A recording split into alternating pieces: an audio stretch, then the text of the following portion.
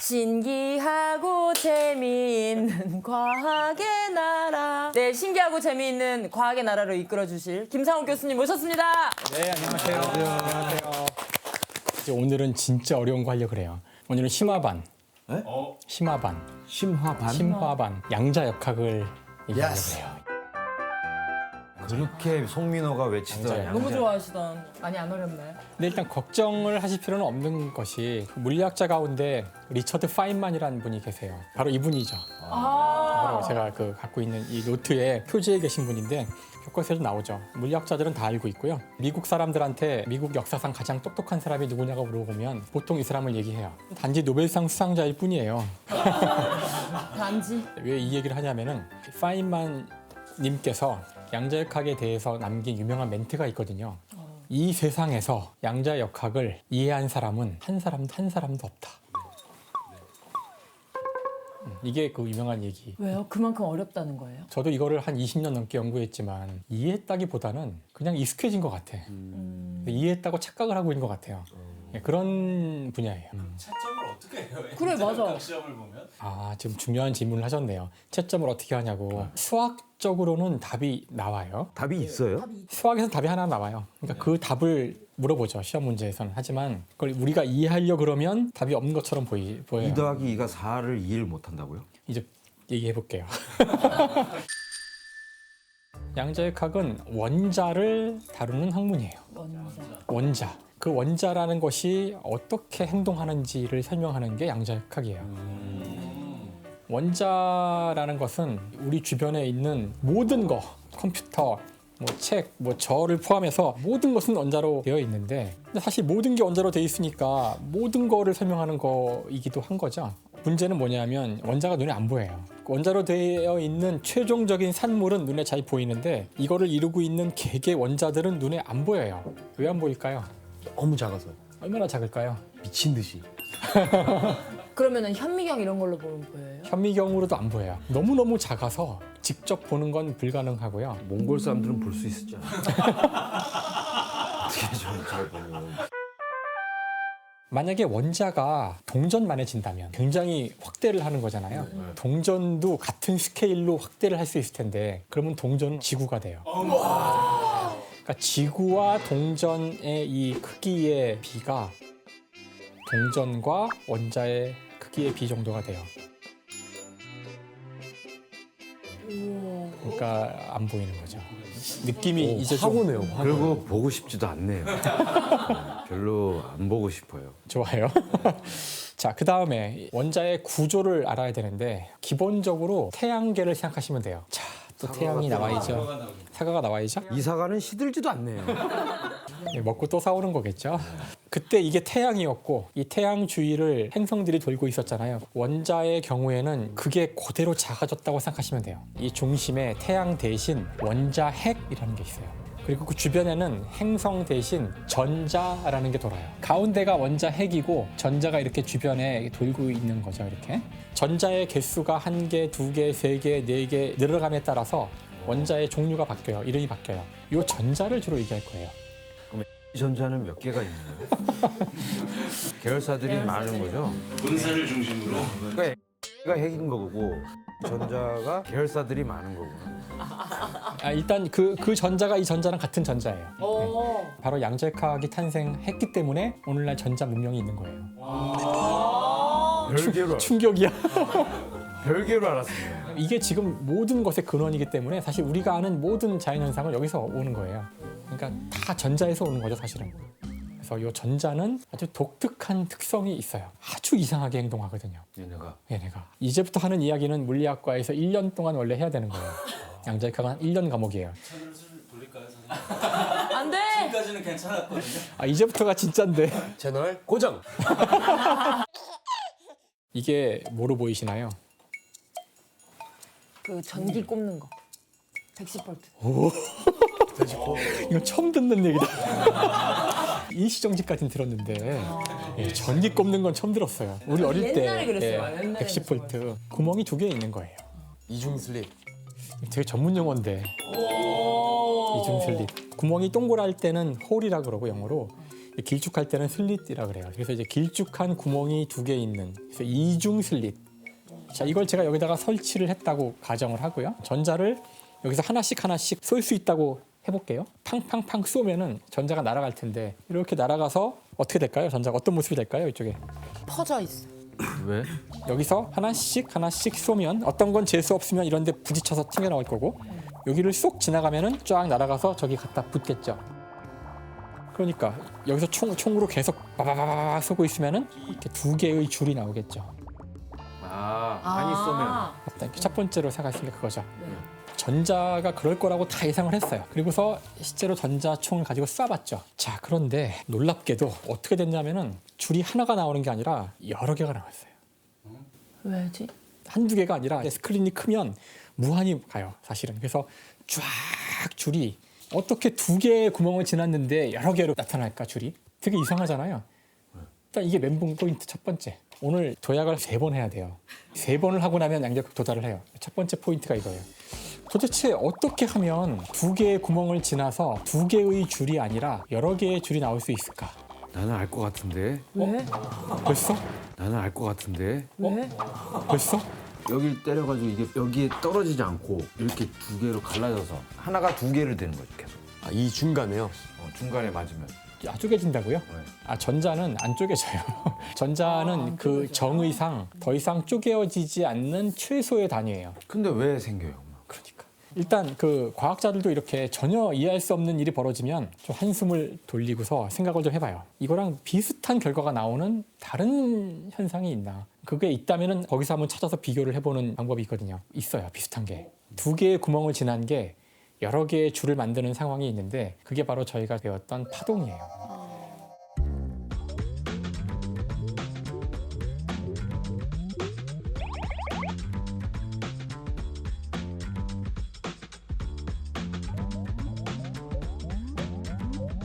그러니까 2개를 지났는데 여러 개의 선이 나오는 거는 이런 파동의 전형적인 특징이에요.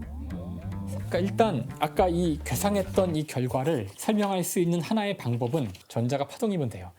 근데 문제는 전자는 딱딱하고 되게 작은 알갱이라고 다 믿고 있었거든요. 전자가 알갱이인 걸 알 수 있는 실험들이 있어요. 그러니까 얘는 딱딱한 입자인 건 맞아. 눈에 보이진 않지만.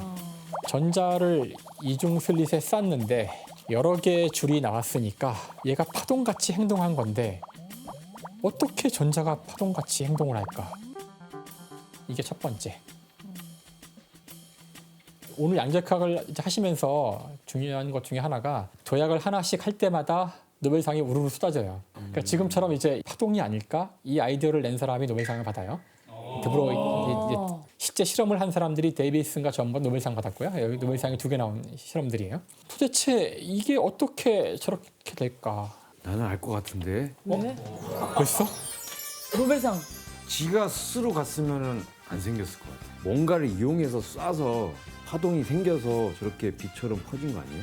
인위적으로 쏜 거잖아요. 지금. 그건 상관이 없어요. 기관총을 쏜다고 해서 저기 여러 개가 나오진 않잖아요. 2줄만 나오겠죠. 네. 왜요? 무서워. 난 이게 떨어질 수도 있다고 보는데요. 아, 슬릿이? 그럼. 아무도 안 보니까 어차피. 아 이게 떨면은 이거 쏘면은 이게 줄 몇 개가 생기겠냐?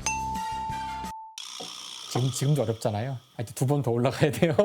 2번째 단서를 얻기 위해서 양자 역학 동영상. 자, 실제 전자를 와장창 보낼 수도 있지만 우리가 하나씩 쏠 수도 있거든요. 이게 지금 2줄. 일로 나와야 되는 상황이에요. 근데 여러 개 나오고 있죠. 하나, 둘, 셋, 넷, 다섯. 왜 그럴까? 이 패턴은 여러 개를 보냈을 때만 보이잖아요. 여기서 이제 2번째 도약을 할 거예요. 한 번의 실행으로는 전모를 알 수 없고 여러 번을 했을 때만이 전모가 보이는 성질을 가진 것이 확률이라는 거예요. 이 패턴을 전자 한 개의 입장에서 보자면 전자가 가서 놓이게 될 확률 분포라고 해석할 수 있다는 뜻이에요. 그래서 이거는 확률 분포다. 확률의 파동이다. 이게 2번째 도약이에요. 확률을 썼다는 것이 어떤 의미일까? 동전 던지면은 앞면, 뒷면 각각 나올 확률이 2분의 1이잖아요. 우리가 언제 동전을 던지나요? 뭔가 순서를 결정할 때. 얘기할 때. 짬뽕, 짜장 정할 때 뭐 이런 거죠. 찍먹, 부먹 정할 때. 그때 왜 던지냐 하면은 이게 공정해서 그래요. 뭐가 나올지 모르니까. 모르니까. 이게 지금 물리학적으로는 어떤 의미를 갖냐면은 전자가 어디로 갈지 모른다는 거를 인정해야 된다는 뜻이에요.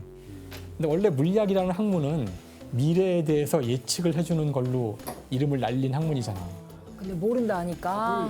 이제 마지막 남은 도약은 왜 확률을 써야 되지? 왜 우리가 갑자기 모르게 됐지? 이제 그것에 대한 답이 코펜하겐 해석이라는 거예요. 코펜하겐 해석.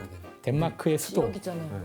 거기에 있던 과학자가 이 해석을 만들었기 때문에 만약 한국의 서울에 있는 사람이 그 일을 했으면 서울 해석이라고 했겠죠. 그래서 코펜하겐 해석이라고 이름이 붙어 있고 그 과학자의 이름은 닐스 보어. 여기에 가장 핵심적인 아이디어를 낸 사람이 하이젠베르크. 혁명이 일어날 때마다 어떤 패턴이 있는데 그 이전에 아무도 하지 않았던 질문을 누가 하는 거예요. 이 양자역학 문제에서 그전까지 한 번도 하지 않았던 이상한 질문을 하이젠베르크가 하게 돼요. 내가 보는 것이 그 물체에 있는 그대로를 보는 것인가? 왜 그런 질문을 하지? 왜 이런 질문을 하냐면 빛이 여기 맞을 때 이 녀석이 과연 아무 변화를 안 받았을까요? 빛이 여기 맞아서 막 뭔가 하고 튀어나온 거잖아. 일반적으로는 문제가 없어요. 빛에 맞아도 뭐 아무 문제 없잖아요. 자, 근데 지금 우리의 대상은 전자예요. 전자는 얼마나 작은지 얘기했잖아요. 그렇게 작은 전자는 빛에 맞으면 얘가 흔들려요. 자, 이제 질문 다시 해볼게요. 빛에 맞아서 만약에 이 사과가 흔들린다면 제가 보고 있는 사과의 위치는 정확한 사과의 위치가 맞을까요? 그래서 여기서 이제 급진적인 답이 나오죠. 물체의 위치는 본질적으로 알 수 없다. 왜냐하면 본다는 이 행위 자체가 대상에 영향을 주니까 위치를 알 수 없으니 미래도 예측할 수 없고 그러니 확률을 써야 한다. 이제 다 끝났어요. 끝났어요. 안 남았어요, 선생님. 시청자. 네. 돌아오세요. 어렵지 않아요. 다 끝났어요. 하지 마세요. 채널 고정. 세 번 도약했죠. 첫 번째는 파동이 아닐까? 소리 같은 게 아닐까? 그러면은 여러 개가 질문이 나와도 괜찮아. 도대체 이 질문이가 뭔데? 얘는 확률 파동이야. 왜 확률을 써야 되는데? 왜냐하면은 우리가 정할 수 없거든. 모르거든. 이제 완성이 됐어요. 양자역학은. 이 완성된 양자역학을 놓고서 사람들이 만세 부르고 좋아했느냐? 전혀 아니에요. 그죠? 답이 뭐. 뭐 되게 이상하잖아. 알 수 없다니 도대체 이게 알수 뭐야? 없다는 거죠. 특히 이거를 가장 반대한 사람이 아인슈타인이에요. 우리가 알고 있는 그 천하의 아인슈타인은 죽을 때까지 받아들이지 않아요. 이거. 자, 일단 이런 이론을 만든 사람들은 전문 과학자. 자, 이런 이론을 듣고서 말도 안 된다고 생각하는 사람들은 좀 나이 드신 기성 과학자. 그러니까 기성 과학자들이 이제 야, 내 밑으로 다 모여 이렇게 한 거죠. 네, 다 모여요. 집합. 전 세계 과학자들이 다 있는 거예요. 이 사진은 1927년에 찍은 사진이고요. 저 아인슈타인도 있어요. 아인슈타인도 당연히 있고. 있죠. 이 사진은 너무 많이 봤는데 진짜 멋있어가지고. 이쪽이 젊은 쪽이고요, 주로. 여기 슈레딩거, 이 사람이 이제 파동 얘기하는 사람이고요. 여기 드브로이, 전자가 파동이다. 불확정성 원리, 지금 얘기한 하이젠베르크의 보어, 페나겐에 있던 사람. 그럼 이쪽이 주로 나이 드신 분들이고요. 근데 약간 화났어요 지금 막. 여기 근데 여성 과학자가 한 명밖에 없어요. 네, 큐리 부인밖에 없어서 좀 안타까운데. 그렇죠, 선생님? 네, 여기에 노벨상을 이미 받았거나 받을 사람 모두 17명이 서 있어요. 그러니까 노벨상 수상자가 17명 있는 사진이고요. 진짜 멋있다. 여기다가 이제 자기 얼굴을 이렇게 넣는 게 저희 유행이었어요 한때. 구멍 뚫어가지고 여기저기 얼굴 이렇게 해놓고 사진 잘라가지고. 합성으로요? 우리도 해드려요. 우리도. 이 회의야말로 이제는 오늘날 우리는 양자역학이 탄생한 시점으로 대혁명. 잡아요 이때를. 과학혁명. 그래서 아, 이 회의는 너무 원래 멋있다. 이제 혼내려고 모인 건데 기성과학자들의 모든 질문, 특히 아인슈타인이 했던 모든 질문을 다 방어를 해요. 이때 아인슈타인이 했던 그 딴지들 가운데 몇 개를 좀 검토해보면 재밌는데, 여기를 파동이 지나갈 때 이 두 장소를 동시에 지나가요. 전자는 동시에 지날 수 없잖아. 말이나 돼? 이랬고요. 너무 어렵게 생각하면 안 돼요. 실험을 해보면 돼요. 실험. 날아가다가 여기를 지날 때쯤 사진기로 팡 찍으면 되잖아. 사진을 찍어보면 허탈하게도 한쪽만 지나요. 이쪽 아니면 이쪽.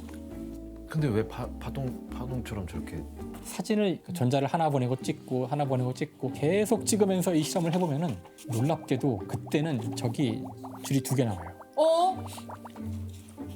뭐 플래시 뭐가 있나? 문제는 없어요. 왜 문제가 없냐면은 다시 코펜하겐 해석. 볼 때는 영향을 줘서 얘를 입자로 만든 거야. 안 볼 때는 파동으로 간 거라서 이상하지 않아. 이게 코펜하겐 해석이에요. 오, 이제 이쯤 되니까 이제 아인슈타인이 이제 좀 화가 나가지고 더 어려운 질문을 던져요. 좋아. 전자가 동시에 지나다가 사진을 찍으면 한쪽만 있다며. 네, 맞아요. 그러면 사진을 찍기 직전에 전자는 어디 있었을까? 눈을 감고 있을 때 사과가 여기 있었는데요. 눈을 떴더니 여기 있잖아. 그럼 눈을 뜨기 직전에 어디 있었을까요?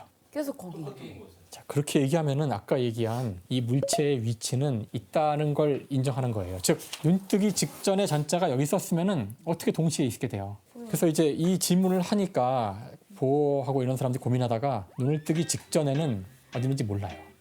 아인슈타인 빡쳤죠. 자, 일로 와봐. 저기 저 달 보여 안 보여? 달 보이는데요. 자, 이제 보지 말자. 달이 있어 없어? 없어요. 그렇게 대답을 했어요? 그렇게 해야지 되잖아요.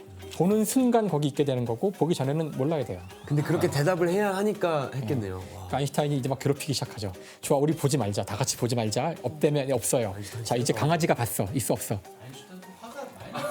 화가 많이 났어요. 나랑 똑같은 스타일이네. 하지만 이 상황이 좀 불편할 수도 있겠지만 전혀 불편하지 않은 것이 저는 이제는 인공지능 알파고 기억나세요? 알파고가 이세돌을 이겼잖아요. 프로기사가 계속 하는 말이 이거 이상한데요? 이상한 수를 뒀어요, 알파고가. 이거 아마 질 거예요, 이거 말 되나요? 이해가 안 되는데? 나중에 이겼잖아요. 그때 가서 아니, 알파고는 우리 프로기사들이 이해할 수 없는 수를 둬서 이겼으니까 이 바둑 무효다 이럴 건가? 왜 이기고 지는데 우리가 이해하는 게 중요하죠? 양자역학은 수학적으로는 다 계산되고요. 단지 우리가 이해를 못해요. 알파고도 이해 못하는 인간이 왜 양자역학을 이해할 거라고 생각해요? 그래서 우리 인간은 우주를 이해하기 위해 만들어진 존재는 아니에요. 그렇죠. 이러니까 이렇다라고 알고 있는 거지. 그치. 코펜하겐 해석을 만든 보호가 이 상황에 대해서 정리를 했는데 오로지 문제는 우리 인간에게 있다. 인간이 이해하지 못한다는 것만이 문제고 동시에 두 개의 구멍을 지난다는 이 상황을 설명할 언어가 없다는 것이 문제고 이런 개념과 경험이 없다는 것이 문제일 뿐 우주에는 아무런 문제가 없다. 약간 삶의 이치. 세상이 돌아가는 걸 다 이해하려고 하지 마라. 어찌됐든 돌아간다. 아, 어렵죠? 어려워요. 이걸 기억하세요. 환하게 웃고 계시네요. 절대 이해할 수 없어. 누구시죠? 아인슈타인입니다. 한국말로 하시네요? 예. 예. 뭐예요 이거 지금? 마포 멋쟁이라는 1시간 뒤에 나올 예정인데요. 피오와 몰라요. 안 볼 거라서요. 한번 봐주세요. 데리고 나가. 뭐야? 왜 여기까지 데리고 와가지고 이래? 무슨 말을 해야 할지 모르겠네. 선생님, 오늘의 주제는 뭔가요? 오늘의 주제는 저희가 매일같이 지금도 보고 있잖아요. 보는 게 뭔지에 대해서 생각을 깊게 해보신 적은 없을 것 같은데 본다. 본다가 오늘의 주제입니다. 널 감으면 too dark 다시금 뜨면 too bright 너들의 내면 goodbye 본다는 게 뭘까? 빛이 사물에 반사되어 홍채를 통해 들어와서 역시 모범생 답안이? 예를 들면 이거잖아요. 사계절 과일인가요? 사과가? 모형 언젠간 안 나오겠지. 철이 또 있어. 사과를 이제 보고 계시죠. 사과가 보인다는 게 무슨 뜻일까 생각을 해보면 첫 번째로 우선 광원이 있어야 돼요. 광은 빛광자죠. 빛이 있어야 돼요. 지금 이 방에서는 빛이 여기 있죠. 형광등이 왜 빛을 내는지 설명하려면 양자역학이 필요하고요.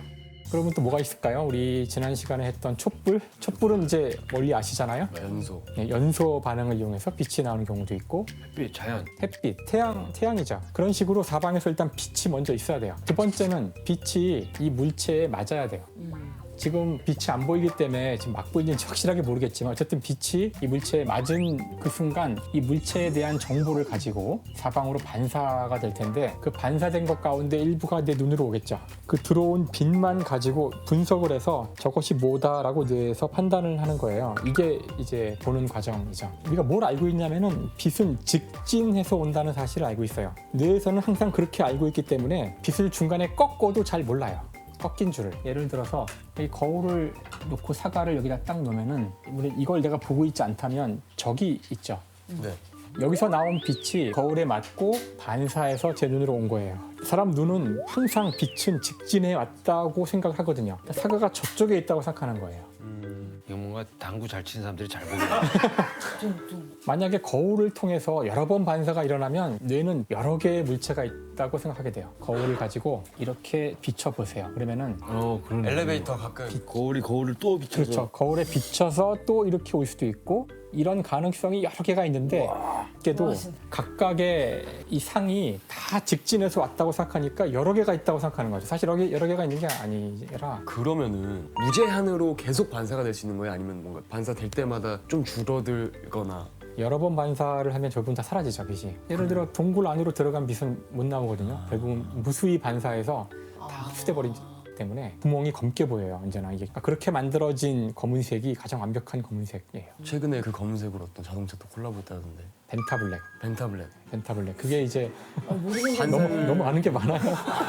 특별한 그 안에 원작 구조를 만들어서 빛이 굉장히 많이 반사하도록 만든 거예요. 눈으로 보면 검은색이랑은 차원이 달라요. 빨려 들어가는 검은색. 사실 블랙홀이 그런 거죠. 들어간 빛이 나오지 않기 때문에 완벽한 검은색이 되죠. 자, 이제 아주 간단하게 거울로 얘기했는데 거울은 한 번 꺾는 거죠. 그러니까 복잡하게 꺾을수록 상은 더 복잡해지고 뇌는 언제나 빛이 직진해 왔다고 생각하니까 우리가 이거를 잘 장난을 치면은 이제 여러 가지 재밌는 일들을 할 수가 있는데 두 개의 돌덩어리가 있는데 방해석이라는 특별한 종류의 암석이고요. 이걸 놓고 보면 두 개로 보이죠. 우와!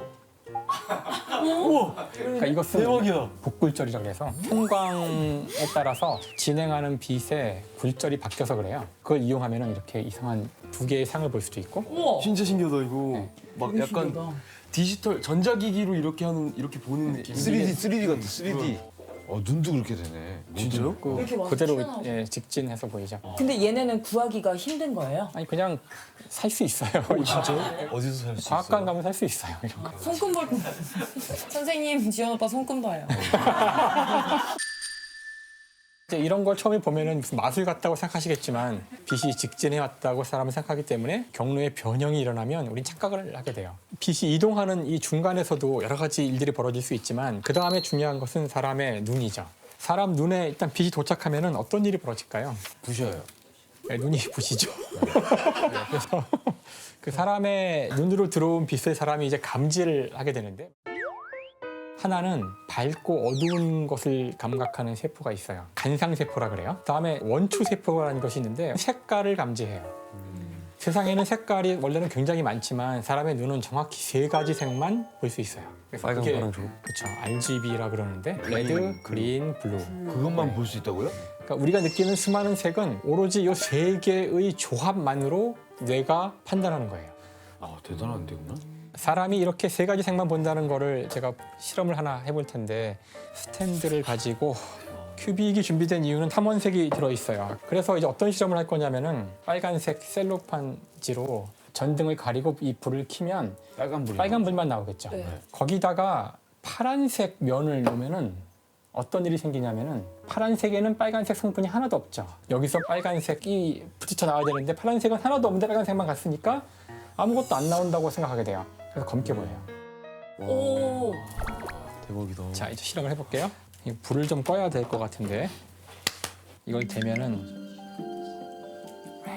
오. 진짜 블랙처럼 보인다.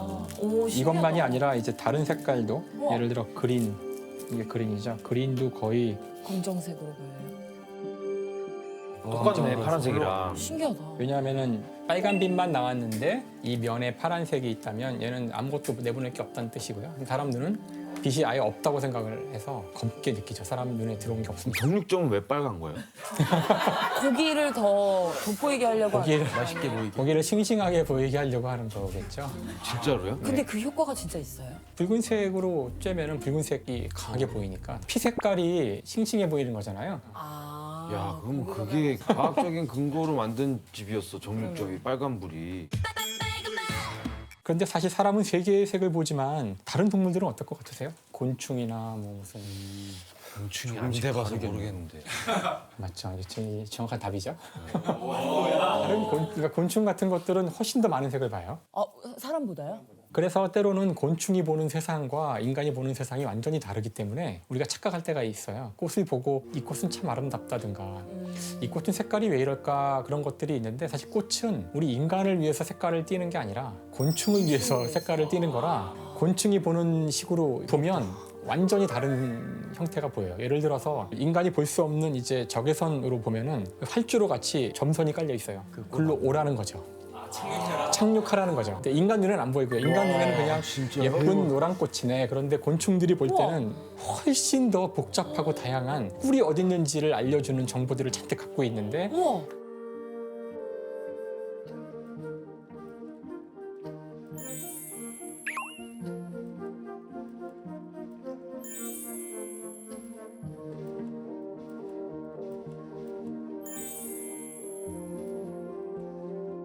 우리 인간은 오로지 자신의 시각으로만 보고 이거는 뭐 안 이쁜 꽃이야. 이건 아름답고 화려하네 라고 착각을 하는 거죠. 보는 대로 보는 게 아니라는 걸 다시 아셔야 되고요. 그런 안경이 있었으면 좋겠다. 그런 곤충이 보는 렌즈로 돼 있는.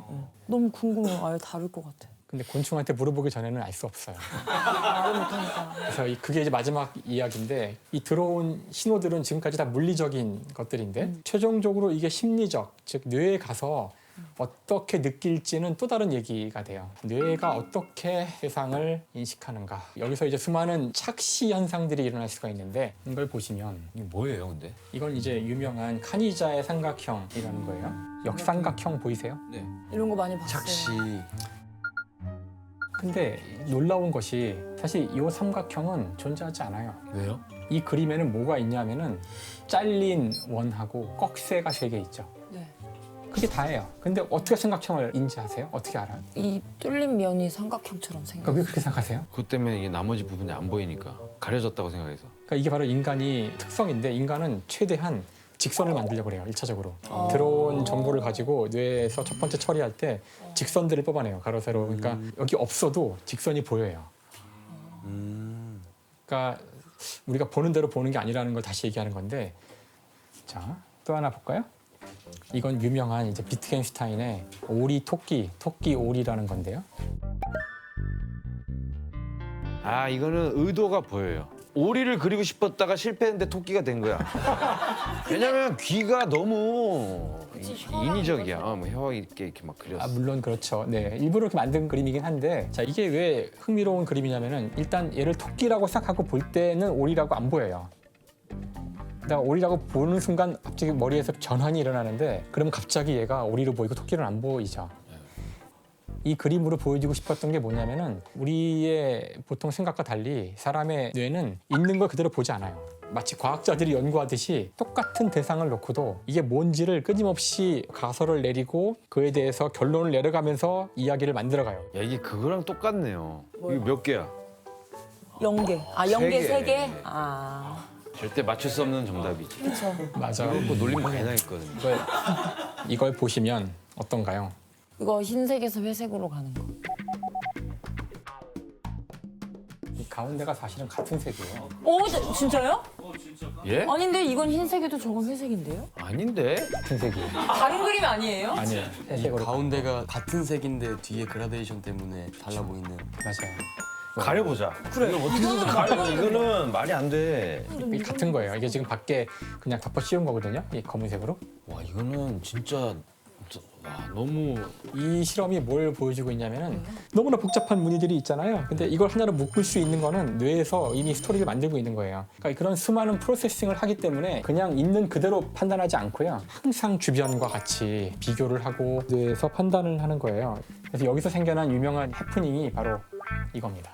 한때 굉장히 이슈가 됐었어요. 어떤 색으로 보이냐고요? 그냥 파란색인데. 뭐가 파란색이요? 갈색인데? 무슨 소리를 하는 거야, 오빠? 이거 파란색이잖아요. 어디가 파란색이에요? 이거 원피스 여기. 이거 두 종류로 보여요. 흰색하고 갈색 아니에요? 흰색이 어디 있어요? 보이는 사람이 검정이랑 파랑이잖아. 검정이랑 파랑이요? 아 농담은 이런 파랑. 이거 봐도 흰색에 황금색이잖아요. 흰색이 황금색이죠. 이 파랑이잖아. 이 파랑이 검정색이잖아. 파란색 검은색인데? 봐봐.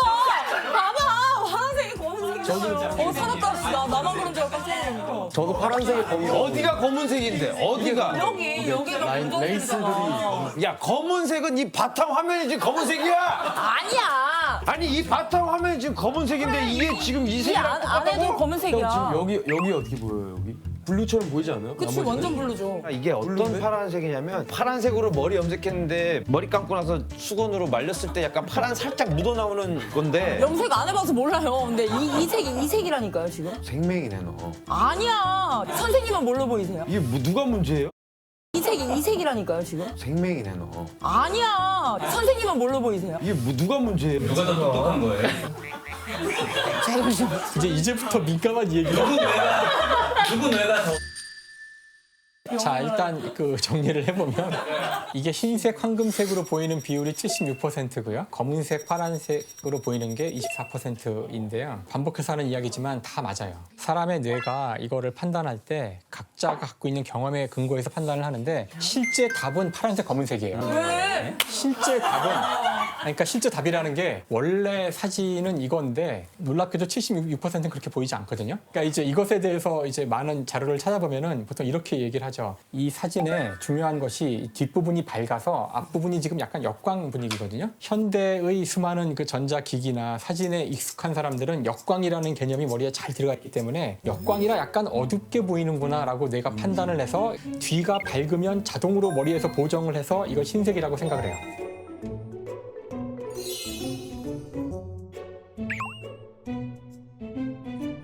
근데 이제 그런 화면에 익숙하지 않으면은 원래 있는 그대로 보게 돼요.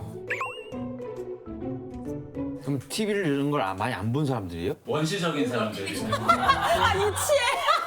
아니 약간 그런 개념인 거야. 진짜 유치해. 동굴에만 살다가 밖에 나면 눈 부셔가지고 다 시커멓게 보여. 그런 사람. 아까 제가 했던 얘기 다시 기억해 보세요. 내가 보는 것과 옆 사람이 보는 세상이 색깔이 같을지 이거 아무도 몰라요. 하지만 각자에게는 그게 자연스러운 세상이고 다 맞아요. 충격이다 이거. 와 이건 소름이다. 그 오늘 우리가 이제 본다는 거에 대해서 쭉 생각을 해봤잖아요. 빛이 사물에 맞아서 튕겨 나오고요. 그 다음에 막상 들어온 빛도 뇌에서 받을 때 몇 개 안 되는 색으로 세상을 판단하기 때문에 수많은 착시가 생길 수도 있고 또 뇌는 경험을 가지고 이야기를 만들어내기 때문에 각자가 보는 것이 다 서로 다를 수 있고 그러니까 항상 자기가 보는 거를 다시 한번 되새겨보고 남의 이야기도 들어보고 그렇게 세상을 살아가지 않으면 오해하고 실수하기가 쉽죠. 사람마다 다른가. 자 이거 몇 개야? 0개와 3개. 아니 하나만 얘기해줘. 그런 거 없어. 훌륭. 0개라고 하면 3개라고 할 거고 3개라고 하면 0개라고 할 거죠. 오빠를 경험한 경험치에서 말할 거다. 뭘 해도 아니라고 할 거니까. 자, 이제 오늘은 많은 분들이 좋아하는 우리 별 얘기를 해보려고 그래요. 별 떠있는 별. 특히 이제 태양계 이야기를 할 텐데 그런 얘기 하잖아요. 비교적 되게 큰 네. 걸 얘기할 때 우주만큼 막 이런 얘기를 하잖아요. 네. 우주는 실제로 진짜 얼만큼 큰 거예요? 어디부터 어디까지가 우주다 딱 이런 게 있나? 우주의 크기가 정확히 얼마나 되는지에 대해서는 사실 논란이 좀 있긴 있고요. 끝이 없잖아요. 계속 팽창 중이죠. 네, 현재 우주가 커지고 있는데 괜찮아요? 그러니까 문제 있어서 횡창한 게 아니라 온난화 때문에 평창이 돼요. 태양이 뜨거워지면서 그쪽도 이제 태양계도 온난화가 오기 시작한 거예요. 그러면 슬픈 일이잖아. 네, 온난화는 지구의 문제고요. 네. 그래요? 태양계, 지금 태양계 얘기하고 있으니까 태양을 이 사과라고 할게요. 아우 잘 익었네요. 태양이 사과라 그러면은 이게 태양이라면 지구가 어디쯤 있냐면은 한 5m 정도에 떨어져 있어요. 5m요? 1m, 2m, 3m. 한 이 정도가 지금 지구의 위치일 거고요. 여기 지구가 0.25mm인데요. 그게 지구예요? 예, 먼지죠. 여기 보이지도 않아. 저게 태양이면 여기 이 정도의 지금 지구가 있는 거고요. 확 느껴진다. 태양계의 세 번째 행성이에요. 수, 금, 지, 화, 목, 토, 천, 해. 까지 현재 태양계 행성이라고 하고요. 우리 은하 안에만 이런 태양과 같은 별이 1000억 개쯤 있어요. 우리 1000억 개요? 1000억. 그러면은 스케일이 진짜 말이 안 되는. 현재까지 알려진 가장 최근 데이터는 2015년 데이터인데 관측된 은하의 개수는 1조. 예? 1조. 그러니까 은하는 1조 개고 은하 하나하나에는 1000억 개의 별들이 그 중에 하나가 태양. 이 태양계를 인간이 탐사를 하고 있잖아요. 그 중에 이제 보이저 2호라는 우주선이 있어요. 얼마나 멀리 뉴스에 가면 보이죠? 보이죠? 보이죠? 저 보이죠? 보이죠? 저 보이죠? 보이죠? 여기 2호. 보이저 2호라고 할게요. 보이저 2호가 현재 태양계 이제 끝에 갔다고 주장을 하는데 보이저의 미션은 행성 탐사 로켓이라서 가면서 지금 토성, 금성 이런 거를 다 조사해서 미션을 다 마치고 이제 태양계 밖으로 나간 거죠. 돌아오기 하기 힘드니까 사실상 목적을 잃은 건가요? 곧 꺼져요. 이제 현재 다 고장이 나기 시작해가지고 예상키로는 한 5년이나 6년 지나면은 이제 기계가 다 고장 나고 해서 많은 행성을 이제 돌아보면서 사람이 사는 또 지구 말고 다른 행성은 그래서 보이저 2호에 아주 특별한 것들이 들어 있어요. 뭐요? 그 실제로 이제 금으로 도금한 판이 안에 들어 있어요. 무슨 반이에요? 혹시라도 보이저 2호를 외계인이 볼 수도 있잖아요. 그 판에는 지구에 대한 수많은 정보들을 담아서 지구인들이 하는 말과 우리의 그 수많은 사진과 노래와 이런 것들이 다 들어간 그런 디스크가 그 안에 실려 있어요. 어머 그 방대한 자료가 그 CD 안에 있어요. 사실 책도 있어요. 그래서 그 우와. 여러 가지 자료들을 다 모아놓은 책인데요. 우리말로 번역되어도 있죠. 그래서 그럼 외계인의 언어 외계인의 언어가 뭔지 모르기 때문에 네. 모든 데이터들을 0과 1로 다 인코딩했고요. 0과 1을 어떻게 분석하는지에 대한 자료들이 앞에 쓰여 있는데 그 외계인이 그걸 이해해 주기를 그러니까 얘가 똑똑한 애라면은 규칙을 찾아가지고 해석을 하는 거예요. 저희 인사말도 있지 않나요? 맞아요. 거기 이제 우리말로 된 인사말이 들어있어요. 안녕하세요라고 들어있어요. 어머 하나가 들어있고요. 신기하다. 이것들을 다 이제 픽셀로 해서 다 집어넣은 거죠. 와 이제 논란이 좀 있었죠. 이거를 만약에 외계인이 받고서 이제 지구에 대한 정보를 다 파악했으니까 침략하고. 쳐들어오면 어떡할 거냐. 과학자들이 보기에는 이거 외계인이 이거를 볼 확률은 거의 없을 뿐더러 몇만 년씩 걸려야 첫 번째 별인데 그때까지 우리 문명이 있을까. 그러면 아마도 이거는 외계인이 보고 찾아오는 용도가 아니라 우리 지구에 인류가 사라졌을 때 우리의 존재를 우주에 남겨놓는 이런 생명체가 지구에 살았다. 이거를 우주에 남기는 그런 역할이 아닐까 싶어요.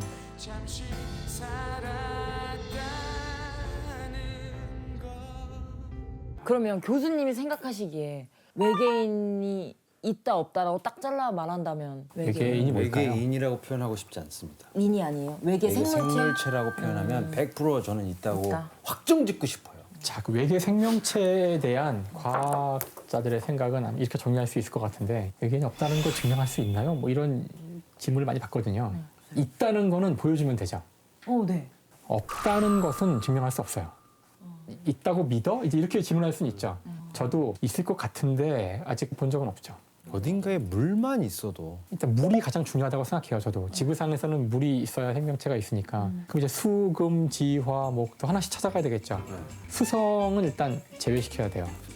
태양에 가까워서 좀 더워요. 좀 더워요? 그 다음이 금성. 이산화탄소가 많은 행성이라 평균 온도가 400도. 수성보다 멀지만 온도가 높아요. 그래서 여기도 한 400도쯤 되고요. 그 다음이 지구. 지구부터는 아예 영향이 없어지네. 확. 그러니까 확 주네. 그럼 이제 그 다음이 화성이죠. 그 지구에서도 가까워서 잘 보이고 색깔도 붉은색이라 화성이에요. 그래서 전쟁의 신이 화성의 이름인 것도 말할 수 있는 이유도 마스 브루노 마스 업타운 펑크. 화성이 왜 붉은색일까요? 근데 황토방으로 유명하대. 거기 모든 찜질방은 그 화성흙이라고. 화성은 주로 철이 많이 있는데 철이 녹이 슬면 붉은색이잖아요. 그래서 녹슨 철로 돼 있는 행성이에요. 평균 온도가 한 영하 10도 정도. 가능성이 있는데요? 최근에 화성 근처에서 물이 발견되지 않았나요? 얼어있는 얼음이 땅 밑에. 그렇죠. 화성에 대해서는 수많은 데이터가 있어요. 거기 화성이 워낙 사람들 관심이 많으니까 탐사선도 많이 갔고 거기 지금 땅에 내려서 왔다 갔다 하는 로봇들도 몇 대씩 있고 이렇기 때문에 그 사진들을 분석해 보면 강이 흐른 것 같은 그런 사진들이 많이 있어요. 그러면 표면에 물이 있다는 건 분명한 것 같으니까 증거들이 많으니까 그러면 땅속 어딘가에는 지하수가 나오네. 어딘가에는 물이 액체로 온천. 있을 거고 거기에 혹시 생명체가 있지 않을까? 그거를 탐사하기 위한 우주선들이 이제 제작되고 있고 걱정할 게 많아요. 이제 만약 그 생명체가 있다면 우리가 잘못하다가 그 생명체를 죽일 수도 있잖아요. 그래 맞아 그거 그 파다가 우리의 어떤 뜻하지 않은 아우 그러면서 이제 화성 침공이 시작되는 거예요. 걔네가 요리가 그치. 화가 나서 그때부터 이제 화성 침공이 시작되는 겁니다. 나는 그들한테는 저희가 외계인이에요. 그들한테는. 걔네한테는 침략 당한 거지. 가만히 잘 이게 뭐야 이거? 살았는데 왜 와가지고 뚫었어? 네 지구 뚫. 지금 딱 보니까 이 태양과 지구 위치가 딱 되게 좋네요. 덥지도 않고 막. 그렇죠. 그러면 이 다른 태양에 있는 우리 같은 이 샌드위치 위치의 이 행성을 보면은 되는 거 아니에요? 이게 뭐가 어렵냐면은 별 주위에도 이제 우리 같은 행성이 돌고 있어야 되는 걸 눈으로 봐야 되는데 태양은 빛을 내고 있는데 그 주변의 행성은 안 보여요. 외계에서 우리를 봐도 지구 안 보여요. 안 보여요. 지구는 안 보이고 태양만 보이죠. 태양만 보이고 멀리서 이제 저 태양을 이제 보면 태양밖에 안 보여요, 당연히. 근데 그 앞을 먼지 하나가 이제 계속 지나가고 있을 거 아니에요? 네. 오랫동안 보면은 먼지가 지나갔다가 안 지나갔다 할 텐데 관측 장비가 정말로 민감하다면 평소에 보던 별의 밝기에 비례서 먼지 하나가 지나갈 때 약간 약해지겠죠. 그쵸, 빛이. 네. 이거 측정할 수 있을까요? 그러려면은 진짜 이 망원경이 무지 좋아야 될 텐데 이거를 할 수 있고요. 이 행성 때문에 미세한 흔들림을 측정하는 걸 이용해서 외계 행성을 찾는 이 방법을 개발한 두 사람이 2019년 노벨 물리학상이에요. 아, 나왔어? 그 업적으로 노벨 물리학상이 작년에 주어졌죠. 와, 신기하다. 정말 멋있는 과학자가 제일 멋있는 직업이라니까요. 이런 걸 정말 별빛만 가지고 근데 멋있는데 행성이 공부를 있다. 많이 해야 되잖아요. 어렵죠. 대단한 진짜. 세상에 공짜는 없어요. 소리에 대해서 이야기를 하려고. 아, 소리. 소리.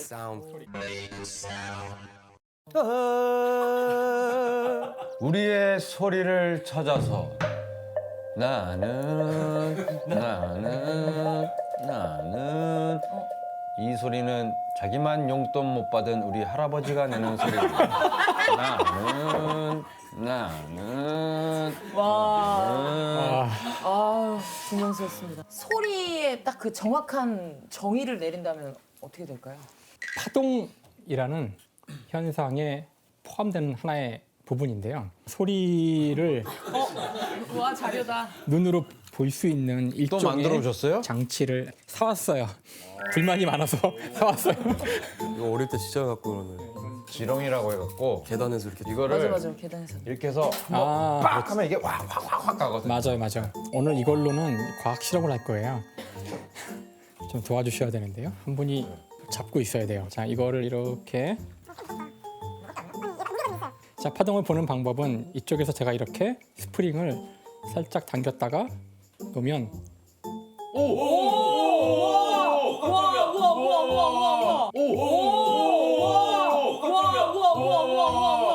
파동이 지금 갔다가 오는 걸 보신 거잖아요. 우와. 사실 지금 본 게 소리의 원리를 그냥 설명하는 건데요. 흔들면 파동이 만들어지죠. 제가 이거를 천천히 할 때랑 빨리 할 때랑 와. 자, 어떤 차이가 있냐면은 좁아. 이걸 맞아요. 제가 맞았어요? 천천히 하면 큰 규모의 파동이 만들어지고 빨리 하면 좁다고 그랬는데요. 작은 규모의 파동이 만들어지죠. 그래서 진폭이라 그래서 이게 얼마나 큰 범위에서 흔들리는지 이걸 진폭이라 그래요. 진폭. 그다음에 또 하나는 1초에 몇 번 똑딱 할 동안 몇 번 흔들었는지가 주파수예요. 그럼 라디오 주파수도 이거예요? 헤르츠라는 게 1초에 몇 번 흔들었나예요. 라디오 주파수 같은 거는 전자기파가 흔들리는 건데 93.1MHz 이런 거 맞아요. 들어보셨죠? 그러면 메가가 100만이거든요. 9,300만 번 흔들었어요? 1초에. 지금 중요한 관계를 본 거예요. 그러니까 주파수가 작을 때는 굉장히 큰 규모의 파동이 만들어지고 주파수가 빠르면 크면 작은 규모의 파동이 만들어진다는 것. 아까 우리가 스프링을 보면 이 진동할 수 있는 뭔가가 있으면 진동이 전달되잖아요. 우리가 이거 매질이라 그래요. 매질, 매개하는 물질이죠. 지금은 공기가 매질이고 물속은 물이 매질이고요. 심지어 이 나무도 매질 역할을 해요. 매질과 매질 사이를 넘나들어서 소리가 갈 때는 잘 전달이 안 돼요. 많이 튕겨 나오거든요. 제가 이 책상을 두드리면 책상을 통해서 소리가 전달이 돼요. 하지만 책상 밖으로는 소리가 잘 안 나와요. 이 안에 갇히거든요. 한번 귀를 대보세요. 저기.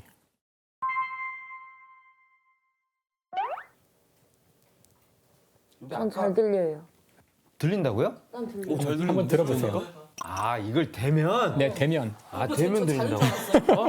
아니, 그게 아니라 나는 여기서도 들린다. 아니요. 거기서는 안 들리지만 네. 귀를 대면 들린다. 네, 들려요. 아주 크게 들리죠. 따당. 하지만 공기 중에서는 안 들리잖아요. 왜냐하면은 이걸 쳤기 때문에 미세하게 흔들리죠. 그게 이 안으로 전파가 되는데 밖으로 나와야 되는데 공기와 나무는 매질이 다르기 때문에 잘 못 나와요. 그래서 물 속에 들어가면 소리가 잘 안 들리는데 사람의 귀는 공기 중에서 흔들리는 거를 받아들이게 돼 있어요. 근데 물에 들어가면 물이 있고 그다음에 물과 고막 사이에 작은 공간에 공기가 있어요. 물 속으로 소리가 오더라도 요 마지막 남은 이 공기 영역을 통과를 못해요. 그래서 고막은 잘 흔들리지 않아서 물 속에 들어갔을 때 물 밖에서 막 소리를 질러도 안 들리고요. 그럼 물 속에서 들리는 소리는 뭘까요? 무슨 뭔가 하면서 웅웅웅 들리긴 해요.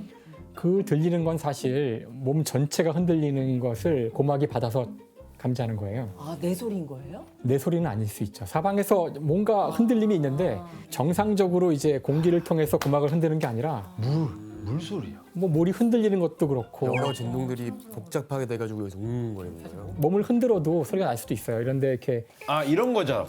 머리를 긁을 때 이 슥슥슥 소리가 난 굉장히 크게 들리거든요. 남들은 안 들린다는 거죠. 바로 그거예요. 와. 그래서 소리가 1초에 340m를 이동하거든요. 비행기보다 빠르죠. 그런데 놀랍게도 사람의 이 두 귀가 소리가 여기서부터 여기까지 진행할 때 걸리는 시간이죠. 이거 한 1000분의 1초밖에 안 되는데 이 차이를 감지할 수 있어요. 그래서 우리가 소리만 듣고도 방향을 알 수가 있는데 저 한 번만 해봐도 돼요? 선생님 눈 감으시고. 선생님. 선생님. 가운데에 오, 바로 아시네. 아 이걸 해보라. 사실 지금 우리가 하고 있는 이야기가 음악의 역사에서도 중요한 역할을 했어요. 음악의 역사를 보면 중세 시대 보면은 그때는 음악이 장중하고 굉장히 느려요. 노래 들어보시면 할렐루야 아주 천천히 이렇게 음이 변하는데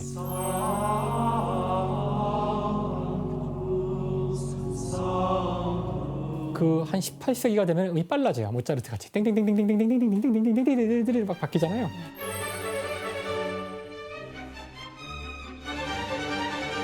그러니까 이렇게 음악이 빨라질 수 있게 되는 데에는 중요한 변화가 있어야 되는데 중세 시대의 그 교회 음악들은 주로 돌로 만든 교회에서 노래를 부른 거고요. 거대한 규모의 교회에서 불러요. 그러면은 여기서 출발한 소리가 사방으로 퍼져가는데 일단 첫 번째 가장 빨리 오는 소리는 이렇게 오는 소리겠죠. 근데 그 중에 일부는 반사해서 올 수도 있잖아요. 이렇게. 반사하는데 걸리는 시간이 얘보다 두 개의 차이가 딜레이가 생겨서. 딜레이가 있으니까 막 뒤섞이겠죠, 소리가. 그래서 이런 상황에서는 음악을 빨리 할 수가 없어요. 와. 이제 18세기, 19세기가 되면은 이 벽을 지금처럼 이렇게 흡수가 잘 되는 그런 재질로 벽이 만들어지면 나한테 한 번에 온 소리만 들리니까 이런 딜레이가 없어서 그 이후에 음악들이 빨라져요. 다다다다. 그래서 아마 잘하실 것 같아요. 음악 녹음할 때 무음실에서 만들게 되는데 이런 딜레이들을 막아야 돼요. 안 그러면 섬세하게 음악을 만들 수가 없어요.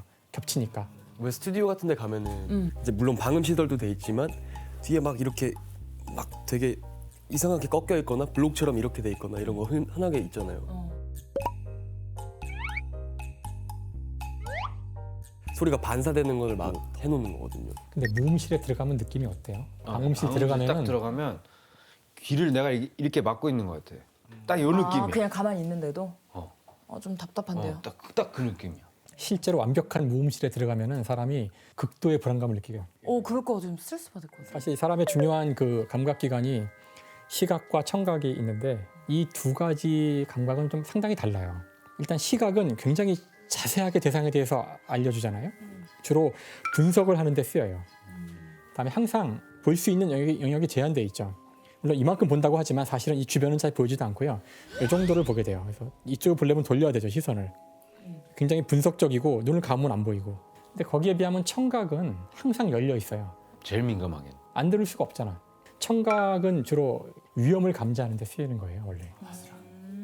사람이 낮은 주파수를 갑자기 듣게 되면은 뭔가 두려움을 느끼거나. 그래서 청각은 사람한테 항상 열려서 소음이 약간 있는 게 좋아요. 그래야지 여기가 정상적인 백색 소음 막 이런 그렇죠. 거.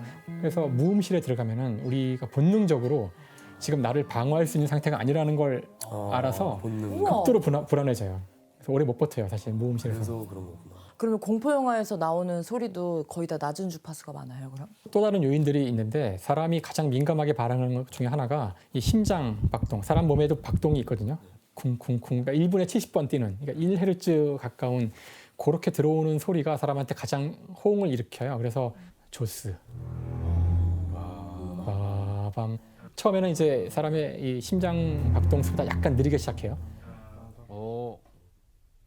빠밤, 빠밤 하다가 점점 이제 이 심장 박동이 가까워지는데, 그러면 사람이 점점 그렇지 않아도 얘는 공포 감지 기능인데 점점 뭐지 이러다가 이제 거기 가까워지면서 막 쪼그라드는 거죠. 그래서 스타워즈도 그래요.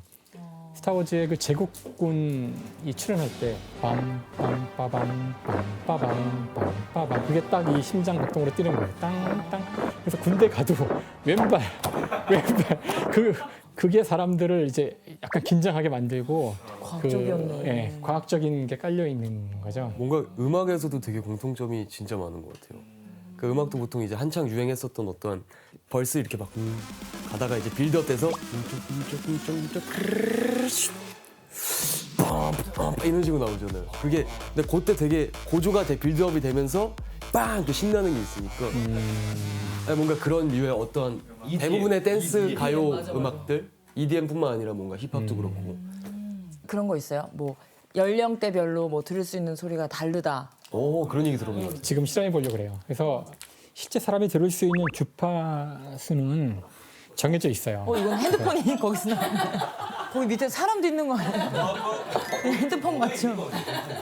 20헤르츠에서 2만 헤르츠까지를 들을 수 있거든요. 그 가청 주파수라 그래요. 거길 넘어가면 초음파라 그러고요. 거길 들으면 자신이 돌고래거나 박쥐거나. 원래는 우리가 2만 헤르츠까지 듣는다고는 했지만 사람에 따라 조금씩 다르고요. 주로 나이가 들어갈수록 높은 주파수를 못 들어요. 그러니까 나이 드신 분들이 좀 귀가 어두워진다. 고막이 이제 굳어지고 이제 재질이 그렇게 바뀌면서 점점 좀 낮은 주파수는 듣지만 높은 주파수를 못 듣게 되는데, 뭐 이런 거 많이 인터넷에 있으니까 아무거나 보시면 되는데 여기 이제 헤르츠를 바꿔가면서 할 수가 있고요. 이제 예를 들어서 이게 10헤르츠면 안 들려요, 사람이. 이게 안 들리잖아요. 사람은 20헤르츠부터 들을 수가 있어요. 290 이 정도면 들릴 거예요. 도보다 낮은 음일 것 같은데. 너무 크게 들리는데. 네, 290헤르츠죠. 22,000 이게 들리면 돌고래랑. 꺼주세요 선생님 제발. 나 안 해. 이 사람들 이거. 이게 사자우구나. 이게 사자우야. 그만! 귀에서 피 나와요. 자, 이제 조금씩 줄여볼게요. 음악해서 예민한가 봐.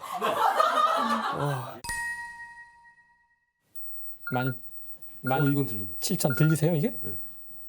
난 안 들려요. 신기해. 나도 안 들려. 들려요. 이게 들려요 정말? 되니까 들리는구나. 근데 이렇게 두면 안 들려. 그러니까 들려요? 이게 들려요? 들려요. 이건 너무 잘 들리세요? 지금 뭐가 나오고 있어요? 그쵸, 안 들리잖아. 넌 들려? 사실 아무것도 안 들려요. 이건 너무 그러니까 주파수를 쫙 내리면서 이제 소리가 이제 안 들리면 소리를 내리세요 그러면은 나이 든 사람부터 손을 차라락 내리게 되죠. 껐어요. 잠깐만 제가 한 번만. 네. 저분이 너무 잘 들으셔가지고. 자. 됐어 이제 꺼졌어. 안 틀었는데요? 지금 틀었잖아요. 안 틀었는데요? 진짜로 틀었잖아요. 틀어 있어요. 예, 지금 나와요. 손 들어주세요. 나와요 지금. 지원아 네가 아무도 모르게 꺼봐. 지금 꺼졌어요. 대박. 정확히 두 분 정확히 맞추셨어요. 뭐야 돌고래야? 아니 들려요. 우와. 난 살기 편해. 난 아까 간당간당하게 안 들렸어. 머리 아프게 막 피 하는 건 있었는데. 그 듣기 싫은 소리가 약간 그거네요. 라디오 주파수 이게 돌리다 보면 갑자기 삐삐삐 막 이런 거 나오는 거 같은 거. 견디기 힘든 게 아까 얘기한 2,600 이런 데가 이건 그러니까 2,000에서 5,000 이런데 공명과 관련된 현상들인데요. 그런 것들이 내 주변에 소리가 여러 가지가 있는데 그 소리가 다 나한테 반응하는 건 아니고요. 우리가 반응할 수 있는 영역에서만 반응을 하잖아요. 근데 유난히 잘 반응하는 것들이 있어요. 근데 요즘에 그 얘기 많이 하잖아요. 노이즈 캔슬링이라고. 이거. 외부 아 이게 뭐 진공 상태처럼 이렇게 들으면 외부 소리 안 들려. 뭐. 좀 차단이 되고 네, 그 노이즈 캔슬링 하는 그 헤드폰들이 있잖아요. 그거는 파동이 흔들리는 걸 이제 상상해 보시면 이해할 수 있어요. 뭐 여기는 올라가고 여기는 내려가고 여기는 올라가고 이랬겠죠. 올라간 거랑 내려간 거를 정확히 뒤집어서 여기에 더해주면 얘가 내려가지도 않고 올라가지도 않을 거라고요. 헤드폰이 하는 역할은 그 마이크가 있어서 소리를 듣고 그다음에 그거를 뒤집어서 지금처럼 뒤집어서 같이 뿌려요, 음악이랑. 그러면은 노이즈는 오다가 걔랑 만나서 사라지고 노이즈가 아닌 것만 귀에 들리게 되는, 이렇게 액티브하게 하는 건데요. 이거를 할 만큼 충분히 현재 전자 회로들이 빠르게 작동해서 그런데, 그러니까 낮은 주파수는 잘 없어요.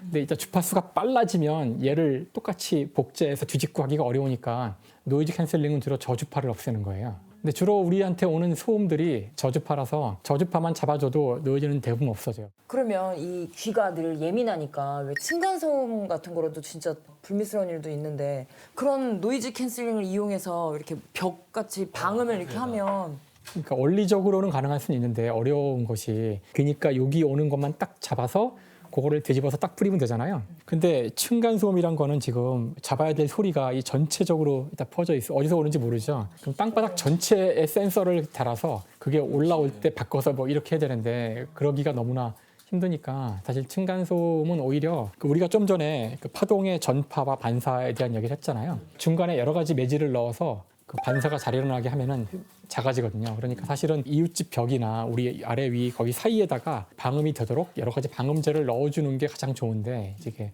돈이 많이 드니까.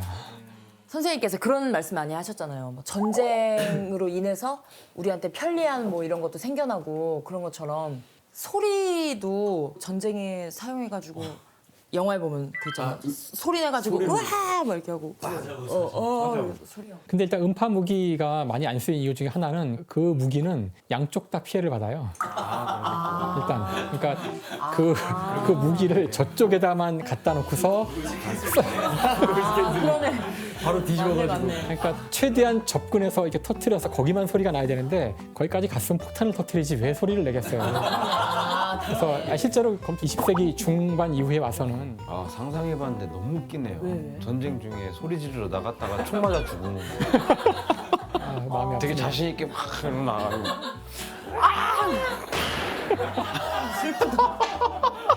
마음 아프다. 뭐야 얘?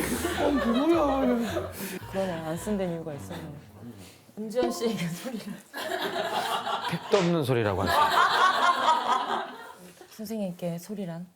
오늘 아쉬웠던 게 소리 얘기를 하는데 음악 얘기를 많이 못한 것 같더라고요. 제가 준비하다 보니까 저한테 소리란 그냥 흔들리고 진동하는 거라. 근데 많은 분들은 소리라 그러면 일단 음악이나 뭐 이런 말소리가 떠올랐을 것 같은데 그래서 음악한테 미안해서 마지막 멘트는 음악에 대한 걸로 하려고 그래요.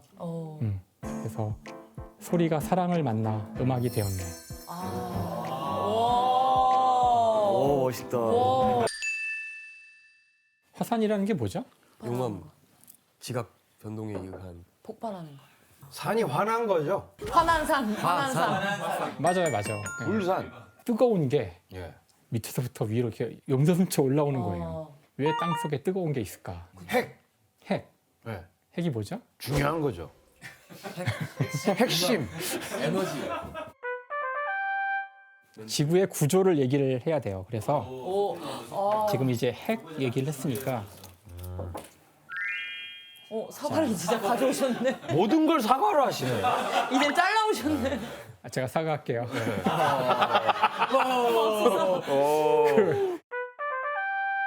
지난 시간엔 이게 태양이었잖아요. 네. 이제 오늘은 지구예요. 그래서 사과의 이 C에 해당하는 부분, 여기 반지름의 절반 정도에 해당하는 영역을 핵이라 그러고 그 바깥쪽을 멘틀이라 그래요. 껍질, 여기가 이제 우리가 딛고 있는 이 땅 지표예요. 이 핵 중심부에 가면 온도가 6,000도쯤 돼요. 태양 표면 온도가 6,000도예요. 근데 태양이 모든 걸 다 태울 정도의 온도라잖아요. 근데 가운데 그렇게 뜨거운 게 있는데 왜 안 타요? 주변 안 타요? 타고 있는 거죠, 사실은. 이 시간에도? 계속? 보통은 타버리면 타서 없어진다고 생각하시잖아요. 그렇죠. 근데 그거는 일상적인 이런 물품들이 태우면은 재가 돼서 타서 없어진다고 생각하는데 네. 실상은 온도가 높다고 해서 없어지는 게 아니라 녹아요, 그냥. 액체예요? 아내가? 맞아요. 그래서 내핵과 외핵으로 나뉘는데 외핵 같은 경우가 액체예요. 녹아서. 내핵은 사실 더 액체가 되거나 기체가 될 것 같지만 엄청난 압력이 작용을 해요. 그래서 온도가 6,000도지만 워낙 강하게 누르니까 얘네가 고체 상태로 존재하고 그게 원기옥입니다, 선생님. 지금 원기옥이 뭐죠? 그 손오공이 쓰는 초필살기. 뜨거워요? 에너지가 이렇게 덩어리로 모여서 동그랗게 되는. 넘어가셔도 될 것 같아요. 우린 지금까지 이 핵을 얘기한 거고요. 멘틀이 우리 주변에 있는 것들인데 젤리라고 생각하시면 돼요. 그렇게 말랑말랑해요? 끈적끈적한 암석 덩어리라고 할까? 단단할 줄 알았는데. 화산을 일으키는 이제 원동력이 되는 거예요.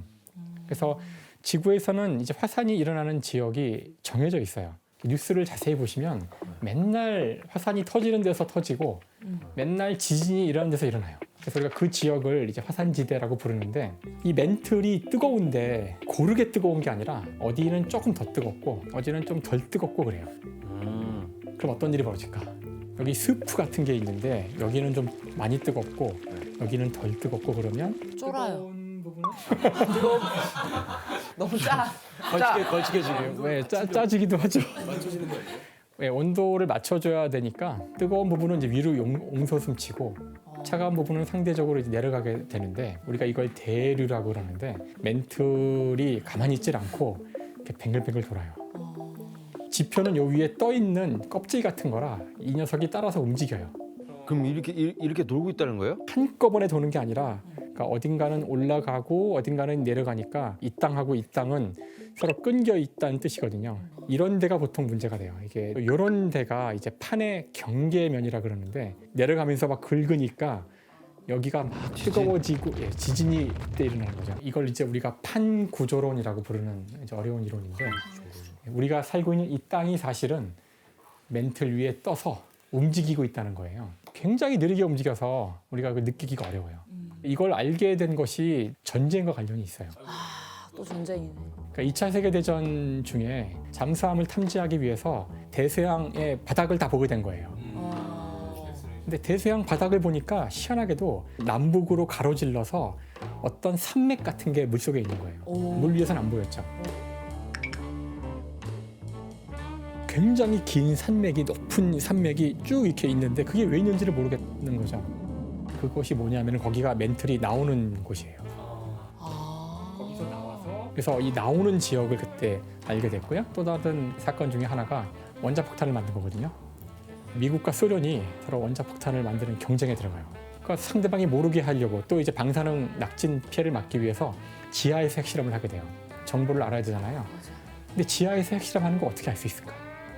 지진의 정보를 알 수 있으면 땅속에서 뭐가 쾅 터지면 그게 강력한 지진은 아니겠지만 땅을 흔드니까 핵폭탄 실험을 어디선가 하면은 쿵 하면은 그 충격이 사방으로 오니까 여기저기서 받아가지고 역추적해서 그 진원지가 어디 핵실험 어디서 했다 그걸 하다 보니 이거 원래 핵폭탄 때문에 만든 건데 그냥 지진이 일어나도 알잖아. 알 수 있겠네. 그러다 보니 이제 지진대가 쭉 전 지구적으로 밝혀지고 그 지역이 화산도 일어나는 지역이고 거기가 땅이 들어가는 지역이라는 것 이게 다 서로 아기가 들어맞게 돼서 우리가 그때 이제 지구에 대한 판의 지도를 얻게 돼요. 이제는 우리가 왜 이 지역에서만 화산이 일어나고 지진이 일어나는지 알게 됐으니까 언제 일어날지는 모르지만 적어도 그 지역에 갈 때는 조심해야 되는 거죠. 아까 멘틀이 있고 그 위에 지표가 이렇게 있다 그랬잖아요.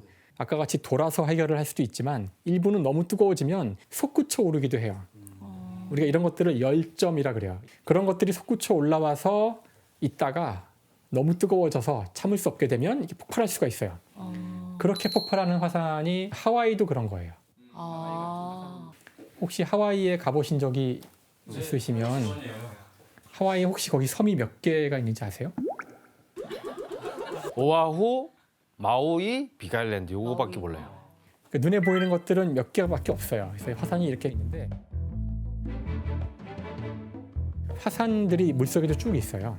하와이가 되게 흥미로운 게 이제 위에서 물을 걷어내고 보면은 화산이 이렇게 L자 모양으로 쫙 깔려 있는 거 볼 수가 있어요. 그리고 오른쪽으로 갈수록 최근에 터진 거고 왼쪽으로 갈수록 옛날에 터진 거예요. 왜 차례로 터져요? 이동했나? 그렇죠. 이동해서 그런 거죠. 이동한다. 하와이 땅속 깊은 곳에 열점이 하나 있는데 열점에서 여기가 펑 터진 거죠. 여기 구멍이 났겠죠. 그리고 이동을 해요. 그 다음 또 펑 터지면 여기고, 그 다음 또 펑 터지면 또 여기고. 이제 이해했어. 이쪽이 최근이고 저쪽이 옛날이라는 얘기는 하와이를 포함하고 있는 이 지각이 가고 있고. 이렇게 움직였다는 얘기죠. 이렇게. 와. 그럼 지진으로 인해서 대륙이 갈릴 수도 있어요? 완전히. 그 캘리포니아 주가 나중에는 떨어질지 몰라요. 지진 화산이 일어나잖아요. 캘리포니아 지역에 거의 단층 지역이거든요. 이렇게 지금 움직이고 있어요. 실제로 떨어져 있던 그 대륙이 서로 만나 붙을 수도 있어요? 그럼요. 그래서 여기 대륙이 하나 있고 여기도 대륙이 있죠. 이 위에 대륙이 이렇게 움직여서 이렇게 만날 거예요. 만나면은 이게 구구구구 솟구쳐 오르겠죠. 그래서 이렇게 만나는 지역은 굉장히 높으면서도 아주 거대한 규모의 산맥이 만들어져요. 지구에서 이런 대표적인 지역이 히말라야 산맥. 그런 거 진짜요? 히말라야 같이 그러면 어느 순간 히말라야 계속 커지겠네? 이게 지구가 살아 움직이는 증거들을 우리가 보는 거예요. 공룡이 화산으로 멸종된 거죠. 공룡 시대가. 빙하기. 화산이라는 설도 있긴 있는데요. 그죠? 저는 그걸 들어갔고. 지금 가장 많은 과학자들이 지지하는 정한 이유는 소행성.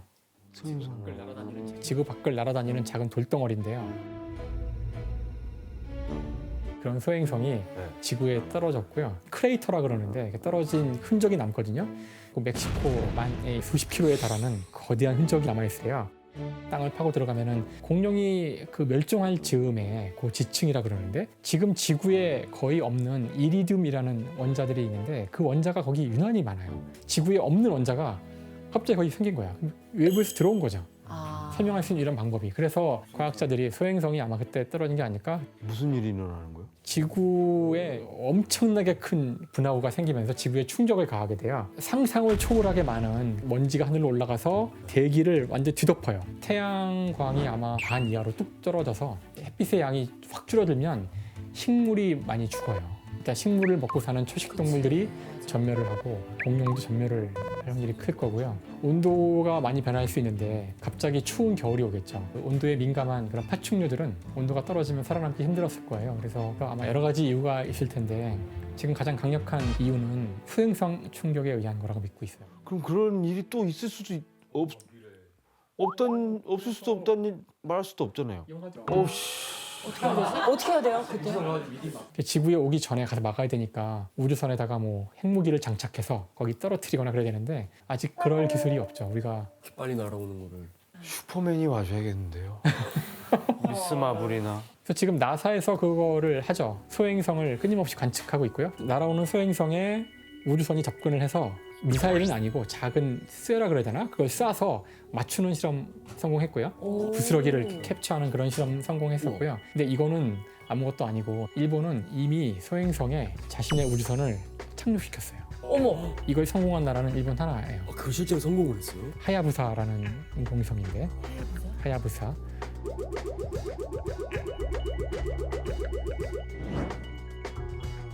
그러니까 이건 정말 날아가는 총알을 총알로 맞추는 그런 걸 한 거죠. 날아가는 걸. 그래서 착륙해서 다시 돌아오는데 성공을 했고요. 현재 소행성 탐사에서 가장 앞서가는 나라가 일본이에요. 소행성이 되게 중요해요, 사실. 지구에는 없는 그런 물질로 되어 있는 경우가 많기 때문에. 극단적인 비유지만 금덩어리일 수도 있어요. 소행성이요? 뭐 그러니까 이게 뭐로 될지는 모르는데 뭐 다이아몬드 생성. 다이아몬드거나 떨어져서 팍 공중에 온통 다이아몬드가. 일본은 알 거 아니에요, 그러면 그 하야부사 때문에. 지금은 이제 우주선을 띄워서 갔다 오는 비용이 너무나 비싸기 때문에 채취해 오는 게 그게 다이아몬드라고 해도 채산성이 안 맞아요. 지금 당장은 아마 쓸모가 없을 거고요. 지금은 기반 기술이 필요한 거죠. 나사에서 지금 추진하는 계획도 얘가 정말 경제성이 있는 물질이 많다면 얘를 가서 탁탁탁 쳐가지고 달 주위를 돌게 하려는 게 지금 미션이에요. 미국 계획은. 그래서 그런 기술을 가질 수만 있다면 그 다음에 가서 이제 가져오겠다는 건데 소행성이 날아왔을 때 달에다가 끌어놓고 대기시킬 만큼의 그런 중력이 되는 거예요. 그럼요. 달도 중력이 있으니까 약하지만 사실 이제 과학자들이 이거에 대해서 약간 좀 안 좋은 이야기를 하냐면은 이게 사실은 무기로 이용될 수 있어요. 얘를 살짝 쳐서 쓰리 쿠션으로 당구처럼 탁탁탁. 원하는 곳에다가 떨어뜨리게. 원래는 지구를 스쳐 지나갈 거였는데 살짝 쳐서 떨어지게 한다든가 그러면 지구가 다 위험한 거 아니에요? 그거야 그러니까 그 계산을 해보면 알 텐데 지구 전체에는 큰 영향을 주지 않는 사이즈가 얼마인지 아니면 위쪽에 떨어뜨리면 거대한 해일이 일어날 텐데 20%를 바다에 잠기게 하거나 이제 이런 무기로 이런 기술이 만약 이런 기술이 만약에 실용화될 확률이 있다면 이거는 한 나라가 독점하지 않도록 국제사회가 감독하게 해야 된다는 이미 과학자들은 얘기하고 있었어요. 제가 언제나 이런 얘기 할 때 옛날 대항해 시대를 예를 들어요. 대항해 시대라고 해서 게임이요? 배? 게임이기도 하죠.